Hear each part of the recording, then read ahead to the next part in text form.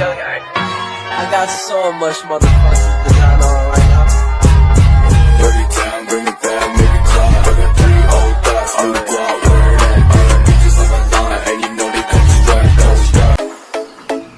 Sistem pernapasan manusia pertemuan kedua yang akan membahas mengenai menganalisis keterkaitan antara struktur dan fungsi organ pernapasan manusia, mengidentifikasi mekanisme pernapasan dada dan perut, menentukan macam-macam volume pernapasan manusia.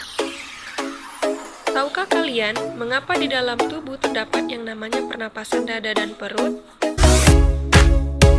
Nah, pada pernapasan dada, otot di antara tulang rusuk akan mengembang atau berkontraksi saat Anda menghirup udara inspirasi dan kembali relaksasi setelah menghembuskan udara. Sementara pada pernapasan perut, otot diafragma akan berkontraksi saat proses inspirasi dan berelaksasi saat mengeluarkan udara. Selanjutnya, struktur dan fungsi pernapasan. Respirasi adalah proses pertukaran gas yang terjadi di dalam tubuh. Bernapas merupakan proses menghirup udara inhalasi dan menghembuskan udara ekshalasi yang melibatkan pertukaran udara antara atmosfer dengan alveolus. Organ pernapasan manusia. Urutan organ sistem pernapasan: yang pertama hidung, yang kedua faring, yang ketiga laring, yang keempat trakea, yang kelima bronkus, yang keenam bronkiolus, dan yang ketujuh paru-paru atau alveolus. Yang pertama ada hidung.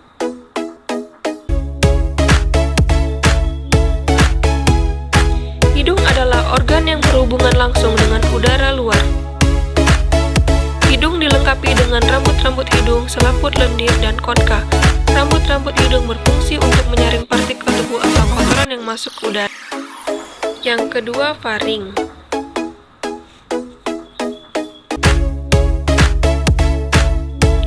Faring merupakan organ yang terletak di belakang rongga hidung hingga rongga mulut dan di atas laring. Faring berfungsi sebagai jalur masuk udara dan makanan, ruang resonansi suara, serta tempat sonsil yang berpartisipasi pada reaksi kekebalan tubuh. Yang ketiga, laring.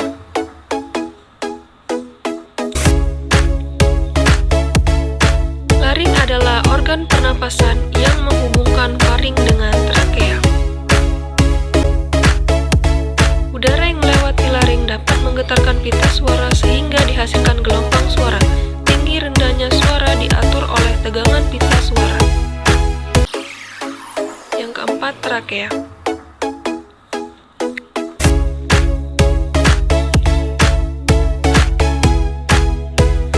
Trakea merupakan saluran yang menghubungkan laring dengan bronkus. Trakea memiliki panjang sekitar 10-20 cm dengan lebar 2 cm.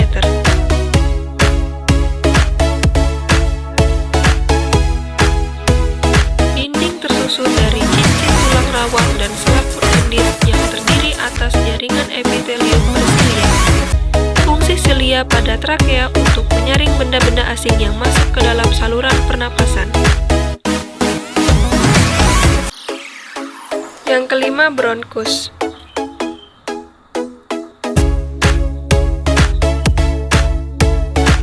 Bronkus adalah percabangan trakea yang bercabang menjadi dua, ke arah paru-paru kanan dan kiri. Struktur bronkus hampir sama dengan trakea, tetapi bentuk tulang rawan bronkus tidak teratur berselang-seling dengan otot polos.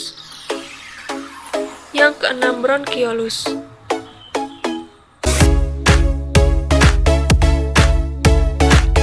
Bronkiolus adalah percabangan dari bronkus. Pada ujung bronkiolus terdapat gelembung-gelembung yang sangat kecil dan berdinding tipis yang disebut dengan alveolus.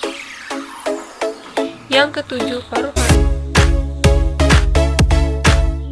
Paru-paru merupakan alat pernapasan utama, terbagi menjadi dua, yaitu paru-paru kanan dan paru-paru kiri. Paru-paru terbungkus oleh selaput yang disebut pleura. Pleura adalah kantong tertutup cairan limfa yang berfungsi melindungi paru-paru saat mengembang dan menipis.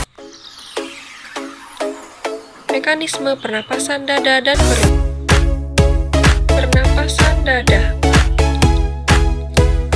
Pernapasan dada merupakan pernapasan yang dilakukan dengan bantuan otot antar tulang rusuk atau interkostal.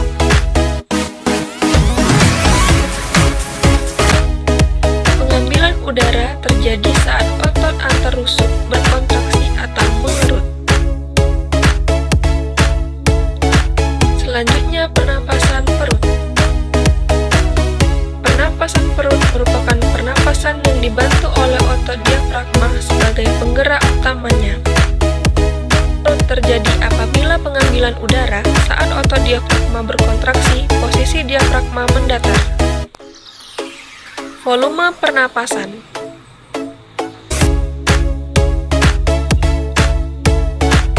Volume pernapasan merupakan volume udara di dalam paru-paru pada waktu tertentu selama siklus pernapasan. Volume udara yang digunakan dalam proses pernapasan ada beberapa macam, yaitu sebagai berikut.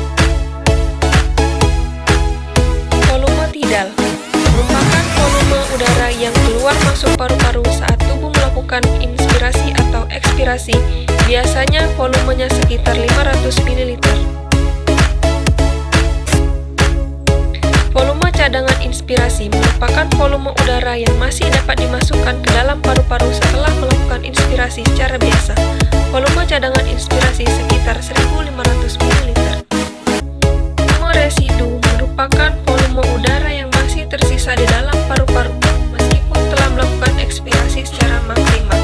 Volumenya sekitar 1000 ml. Kapasitas vital paru-paru yaitu total dari volume tidal, volume cadangan ekspirasi, volume cadangan inspirasi. Kapasitas vital paru-paru sekitar 3500 ml. Kapasitas total paru-paru yaitu volume udara yang dapat ditampung secara maksimal dalam paru-paru. Volumenya sekitar 4500 ml.